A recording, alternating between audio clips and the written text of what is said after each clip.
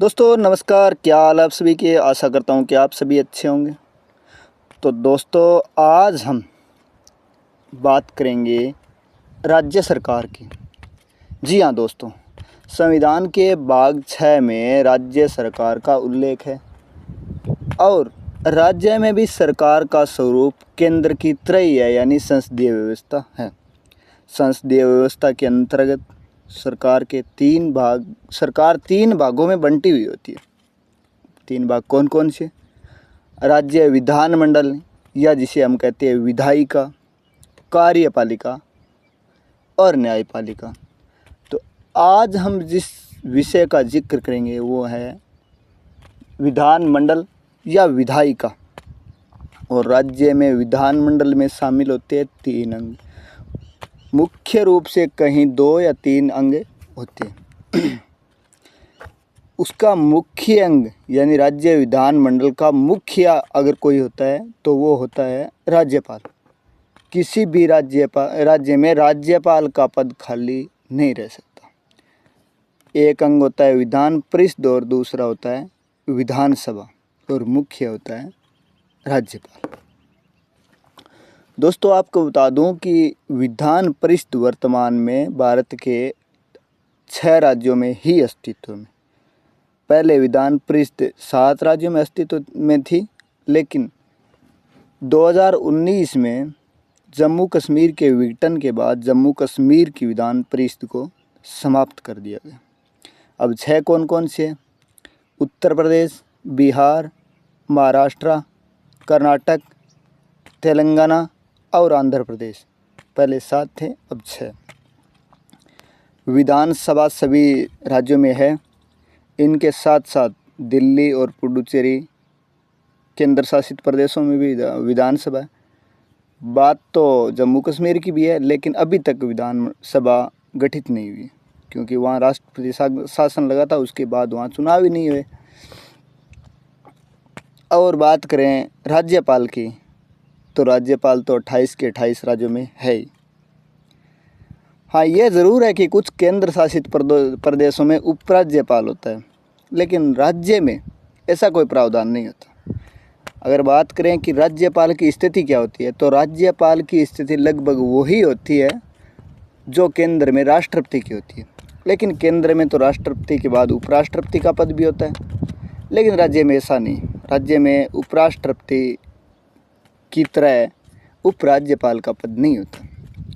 दिल्ली, पुडुचेरी, जम्मू कश्मीर जैसे राज्यों में उपराज्यपाल, जैसे संघ शासित प्रदेशों में उपराज्यपाल है। कुछ केंद्र शासित प्रदेशों में प्रशासक नियुक्त करते हैं राष्ट्रपति महोदय, लेकिन राज्यों में उपराज्यपाल पद का कोई जिक्र नहीं। दोस्तों आज हमारी चर्चा का विषय है राज्यपाल। राज्यपाल यानी राज्य का संवैधानिक प्रमुख। वास्तविक प्रमुख नहीं है। वास्तविक प्रमुख तो मुख्यमंत्री और उसकी मंत्रिपरिषद ही होती है। इसी क्रम में हम बात करेंगे अनुच्छेद 153 की। तो उसमें लिखा हुआ है एक राज्य का एक राज्यपाल होगा। अनुच्छेद 153 से स्टार्ट है राज्यपाल।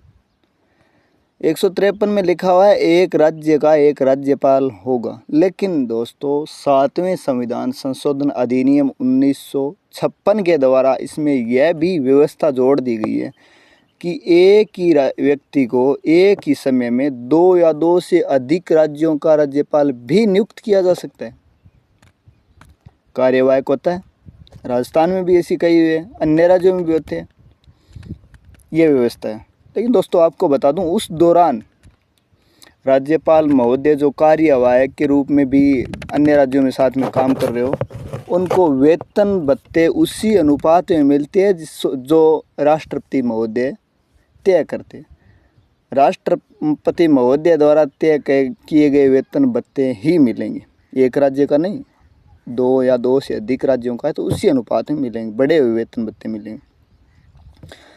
और उतना ही प्रभावी होगा उनका काम जितना एक राज्य में, वो तीनों जगह भी उतना ही प्रभावी माना जाएगा। कार्यकारी प्रमुख ही होंगे तीनों जगह ही, दोनों जगह ही, जहाँ भी जितनी भी जगह है उतनी जगह। इसके बाद आता है अनुच्छेद 154। इसमें लिखा हुआ है राज्यपाल राज्य का कार्यपालिका प्रमुख होता है, कार्यपालिका प्रमुख है। और कार्यपालिका में मुख्यमंत्री और उसकी मंत्रिपरिषद, महाधिवक्ता, और उसके नीचे चलते जाओ सचिवालय आ गए, निदेशालय आ गए। लेकिन मेन क्या है, कार्यपालिका प्रमुख, यानी मेन जो भी कोई काम होगा तो वो राज्यपाल महोदय के नाम पर ही होगा। और उसके बाद आता है अनुच्छेद 155, उसमें राज्यपाल की नियुक्ति केंद्र सरकार की सिफारिश पर राष्ट्रपति महोदय करते हैं। अब आप ये कहोगे कि राज्यपाल को तो राष्ट्रपति अपनी मर्जी से करते होंगे, नहीं दोस्तों, संविधान के अनुच्छेद 74 में यह लिखा हुआ है कि राष्ट्रपति जी जो भी काम करेंगे वो मंत्रिपरिषद की सलाह से करेंगे और सहायता से करेंगे, जिसका प्रधान कौन होता है, प्रधानमंत्री होता है। यानी केंद्र सरकार में जो दल सत्ता में है वो अपने में से ही किसी वरिष्ठतम सदस्य या किसी ऐसे सदस्य को जिसको राजनीतिक बलि देनी होती है, साधारण सी भाषा में यही है, जिसकी राजनीतिक बलि देनी होती है, जिसे राज्य की राजनीति से दूर करना होता है, उस व्यक्ति को राज्यपाल बनाकर कहीं भेज सकते हैं। जैसे ताज़ा उदाहरण अगर राजस्थान का भी बताऊं तो श्री गुलाब चंद जी कटारिया जो उदयपुर से थे, वो लगातार 6-7 बार से विधायक थे, कद्दावर नेता थे। उन्हें असम का राज्यपाल नियुक्त कर दिया गया क्योंकि उनको राजनीतिक रूप से दूर करना था, राजस्थान की राजनीति से दूर करना था। यह राज्यपाल का सीधा सा सिस्टम है।